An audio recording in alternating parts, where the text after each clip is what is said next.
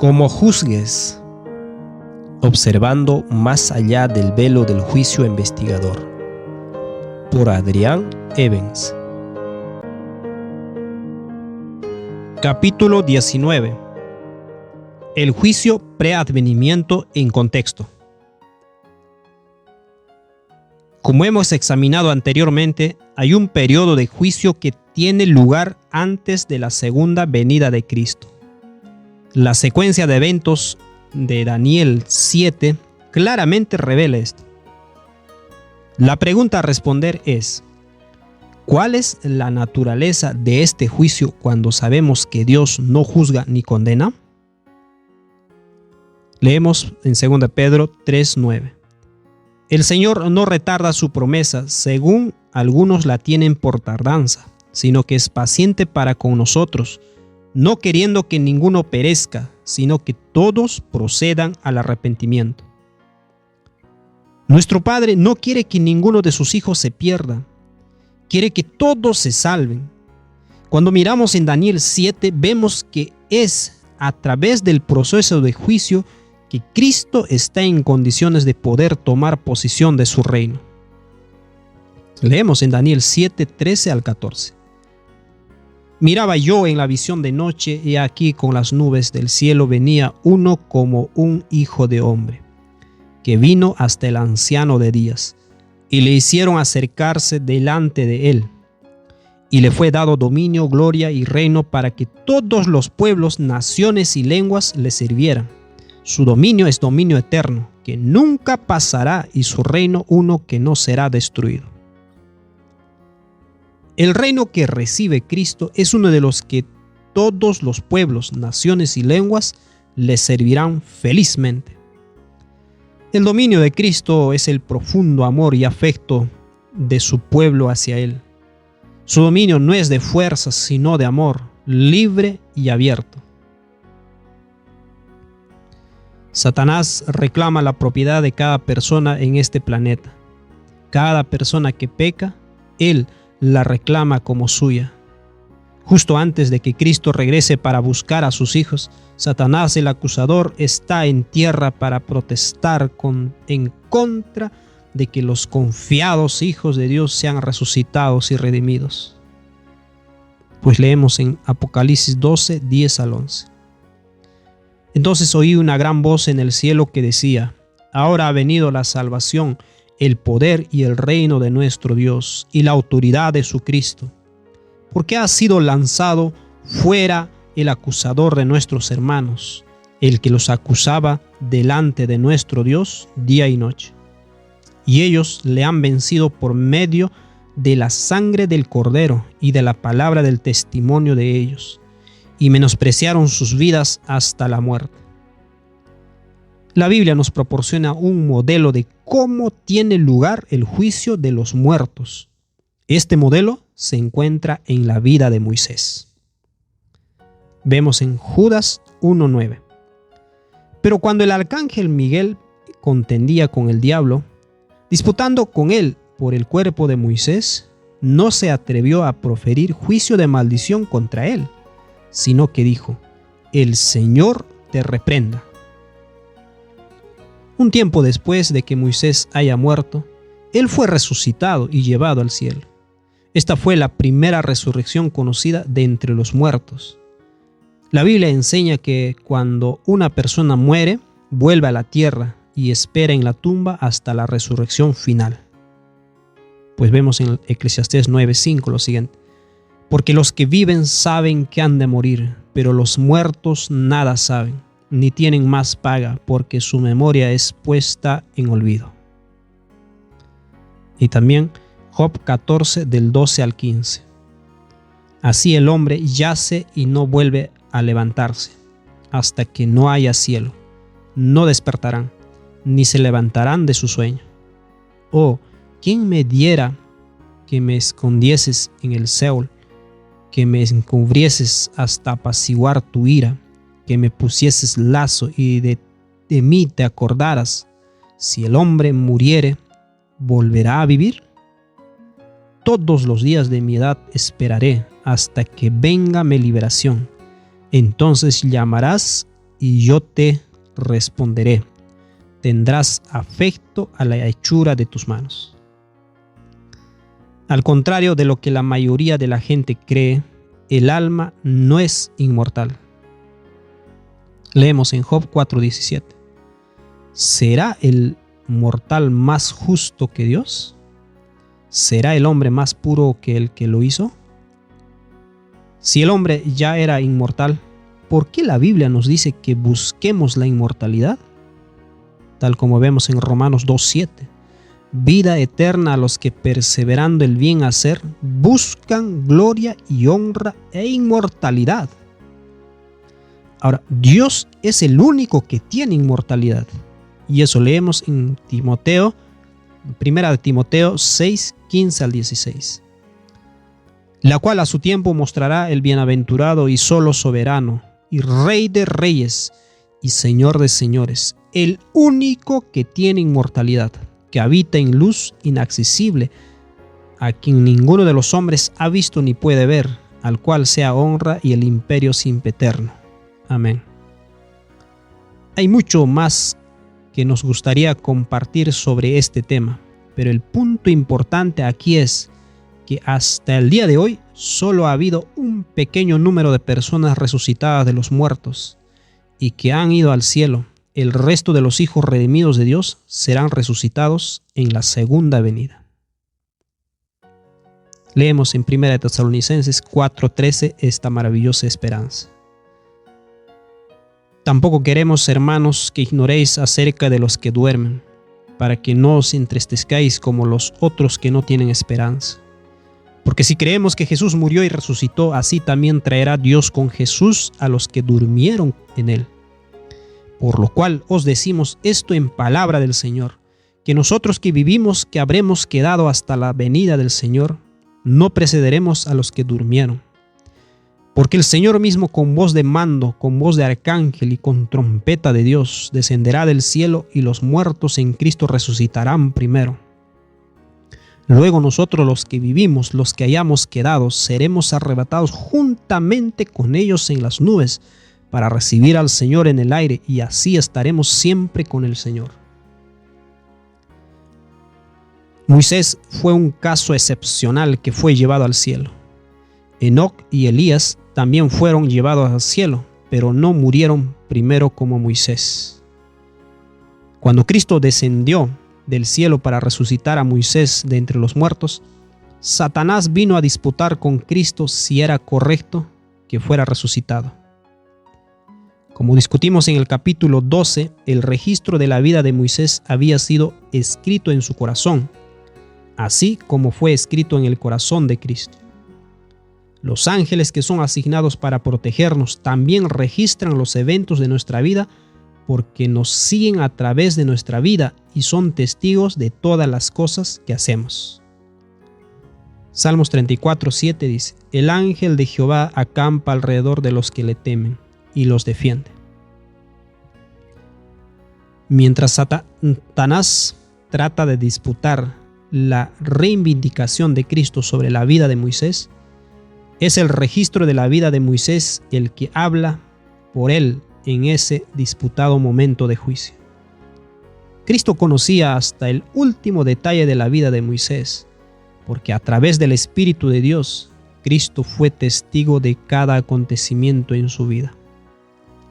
Leemos en Salmos 139, del 1 al 4. Oh Jehová, tú me has examinado y conocido. Tú has conocido mi sentarme y mi levantarme. Has entendido desde lejos mis pensamientos. Has escudriñado mi andar y mi reposo, y todos mis caminos te son conocidos. Pues aún no está la palabra en mi lengua. Y aquí, oh Jehová, tú la sabes toda. El registro de Moisés reveló claramente su confianza en su Salvador. Revelaba que confiaba únicamente en los méritos de Cristo. Moisés había juzgado esto por sí mismo antes de morir, y fue escrito en su corazón y escrito en el corazón de Cristo como un registro permanente. Leemos en Hebreos 12:23. A la congregación de los primogénitos que están escritos en los cielos. A Dios el juez de todos, a los espíritus de los justos hechos perfectos. Cristo silenció las acusaciones de Satanás contra Moisés y dijo: el Señor te reprenda. Todo lo que Cristo tuvo que hacer fue revelar el registro de la vida de Moisés. Moisés había juzgado su propio caso y lo había puesto en las manos de su Salvador. Así que cuando Satanás vino a reclamar a Moisés, Cristo se puso en su defensa y por lo tanto tuvo el poder de levantar a Moisés del sueño de la muerte. Este es el modelo de todos los que serán resucitados en la primera resurrección de los justos. Antes de que Cristo venga a resucitar a sus hijos dormidos de entre los muertos, Satanás vendrá a disputar el derecho de Cristo a resucitarlo. El registro de los santos que duermen, escrito en el corazón de Cristo, está abierto, y el registro prueba si se han juzgado dignos de la vida eterna o no. Porque leemos en Mateo 7, 1 al 2. No juzguéis para que no seáis juzgados, porque con el juicio con que juzgáis seréis juzgados, y con la medida con que medís os será medido. Y Hechos 13:46. Entonces Pablo y Bernabé, hablando con denuedo, dijeron: a vosotros a la verdad era necesario que se os hablase primero la palabra de Dios. Mas puesto que la desecháis y no os juzgáis dignos de la vida eterna, he aquí, nos volvemos a los gentiles. Los que se saben pecadores y confían en los méritos de la gracia de Dios dejarán de juzgar a los demás y simplemente descansarán en la gracia y la misericordia de Dios.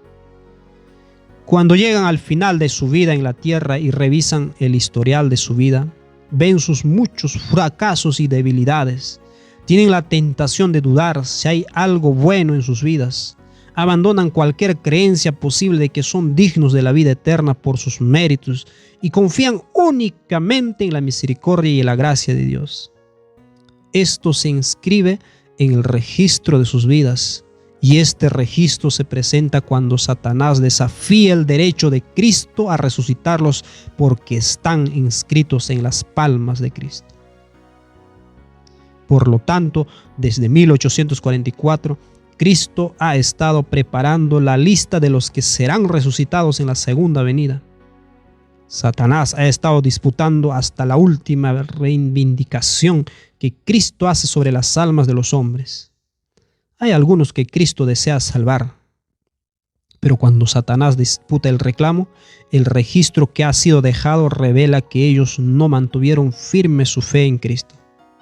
Para los tales, los reclamos de Satanás son sostenidos y él es habilitado para prevenir que esa alma sea levantada en la segunda venida. Es desgarrador para Cristo aceptar el reclamo de Satanás sobre una persona porque su registro de vida revela que renunció a su fe.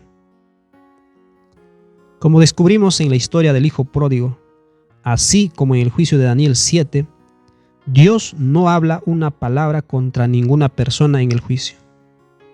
El registro ha sido dejado por cada persona misma y estos registros hablan por sí mismos. Cristo recuerda cada caso porque conoce a cada persona íntimamente y todo sobre su historia y por lo tanto puede estar en defensa de los hijos de Dios cuando Satanás impugna su caso. Satanás es el querellante y Cristo es el defensor. Dios y su Hijo anulan la decisión de Satanás contra el pueblo de Dios y el juicio se da a su favor. Leemos en Daniel 7, 21 al 22. Y veía yo que este cuerno hacía guerra contra los santos y los vencía, hasta que vino el anciano de días y se dio el juicio a los santos del Altísimo. Y llegó el tiempo y los santos recibieron el reino. Solo aquellos que han afirmado ser seguidores de Cristo aparecerán en este juicio. Aquellos que no confiesan a Cristo o no muestran evidencia de la obra del Espíritu de Cristo en sus vidas, declaran que no quieren un cuerpo celestial lleno y viviendo a través del Espíritu de Cristo. Su espíritu se niega a someterse al orden social del cielo, del cual el principio clave es el amor que no juzga. Satanás afirma su posición sobre ellos, que Cristo acepta según los principios del libre albedrío, aunque va en contra del deseo de Cristo de resucitar a todos. Juan 3:18 dice: el que en él cree no es condenado, pero el que no cree ya ha sido condenado, porque no ha creído en el nombre del unigénito Hijo de Dios. Los que no creen en el Hijo de Dios no tienen forma de escapar de su propio espíritu de condenación. Cuando son confrontados con sus pecados, se condenan a sí mismos y desean morir. Y eso es lo que vemos en Apocalipsis 6:15 al 17.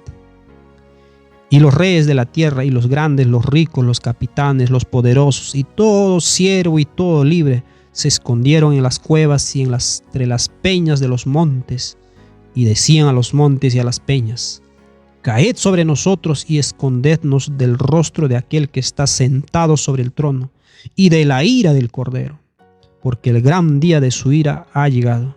¿Y quién podrá sostenerse en pie? Cuando Cristo regresa y clama con voz de arcángel: salid, los oídos de los santos dormidos son penetrados con el sonido triunfal y despiertan de sus tumbas y salen a la vida eterna. Los muertos malvados que no creyeron tienen sus oídos cerrados de manera segura, por lo que no pueden oír. A lo largo de sus vidas han alejado pecaminosamente las súplicas del Espíritu de Dios. Y por lo tanto, la voz de Cristo le es ajena. No responden al llamado, aunque el llamado fue para que todos salieran. Juan 5:25 dice: de cierto os digo, viene la hora, y ahora es, cuando los muertos oirán la voz del Hijo de Dios, y los que oyeren vivirán. Los muertos malvados resistieron este llamado, y por lo tanto permanecen en el polvo de la tierra hasta el final de los 1000 años, momento en el que son resucitados. En la segunda venida, Cristo en su forma divina plenamente glorificada no toca la tierra. Si lo hiciera, entonces todos saldrían de la tierra, como lo muestra la resurrección de los malvados después de que los 1000 años han terminado y Cristo toca la tierra. Cristo llama a sus santos dormidos desde el aire para que solo salgan los que han muerto en la fe. Esto leemos en 1 Tesalonicenses 4:17. Luego nosotros, los que vivimos, los que hayamos quedado, seremos arrebatados juntamente con ellos en las nubes para recibir al Señor en el aire, y así estaremos siempre con el Señor. Y Mateo 24:31 dice: y enviará a sus ángeles con gran voz de trompeta y juntará a sus escogidos de los 4 vientos desde un extremo del cielo hasta el otro. Al final de los 1000 años, cuando Cristo regrese a la tierra con la ciudad celestial, los que rechazaron la misericordia de Cristo serán resucitados. Leemos en Zacarías 14:1 al 4. He aquí, el día de Jehová viene, y en medio de ti serán repartidos tus despojos, porque yo reuniré a todas las naciones para combatir contra Jerusalén. Y la ciudad será tomada y serán saqueadas las casas y violadas las mujeres, y la mitad de la ciudad irá en cautiverio, mas el resto del pueblo no será cortado de la ciudad. Después saldrá Jehová y peleará con aquellas naciones como peleó en el día de la batalla. Y se afirmarán sus pies en aquel día sobre el monte de los olivos, que está enfrente de Jerusalén al oriente, y al monte de los olivos se partirá por en medio hacia el oriente y hacia el occidente, haciendo un valle muy grande. Y la mitad del monte se apartará hacia el norte y la otra mitad hacia el sur. También en Apocalipsis 21:1 al 2. Vi un cielo nuevo y una tierra nueva, porque el primer cielo y la primera tierra pasaron, y el mar ya no existía más. Y yo, Juan, vi la santa ciudad, la nueva Jerusalén, descender del cielo de Dios, dispuesta como una esposa, ataviada para su marido. Sin el Espíritu de Cristo hablando a sus conciencias, los malvados revelan sus verdaderos sentimientos hacia Dios y los justos, y desean destruir a aquellos en la ciudad. Leemos en Apocalipsis 20:7 al 9. Cuando los 1000 años se cumplieron, Satanás será suelto de su prisión y saldrán a engañar a las naciones que están en los 4 ángulos de la tierra, a Gog y a Magog, a fin de reunirlos para la batalla, el número de los cuales es como la arena del mar. Y subieron sobre la anchura de la tierra y rodearon el campamento de los santos y la ciudad amada. Y de Dios descendió fuego del cielo y los consumió. En resumen, es el peso de la culpa que lleva el pecador lo que lo destruye al final. En la presencia de Dios y del Cordero, donde se enfrentan a todo el historial de su vida, se condenan por completo y son aplastados por su propia culpa. Esta agonía espiritual de la mente y la psique es mucho más dolorosa que el sufrimiento físico. En Isaías 33, 11 al 12 leemos: Concebisteis hojarascas, rastrojo daréis a luz. Vuestro aliento es como un fuego que os consumirá, y los pueblos serán como cal quemada, como espinos cortados serán quemados con fuego. En resumen, descubrimos el significado del juicio descrito en Daniel 7.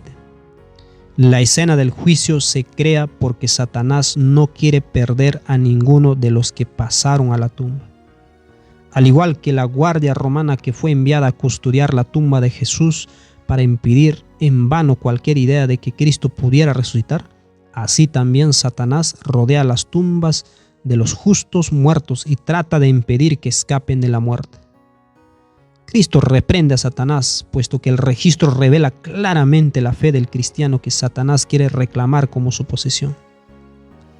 Aquellos que miran el rostro de nuestro Padre Celestial por fe a través de la lente del carácter de Jesús, ven que Dios no juzga ni condena a ninguna persona. Satanás es el acusador y el que busca nuestra condenación. Satanás busca colocar sus propias características en Dios para hacernos pensar que Dios nos juzga y nos condena.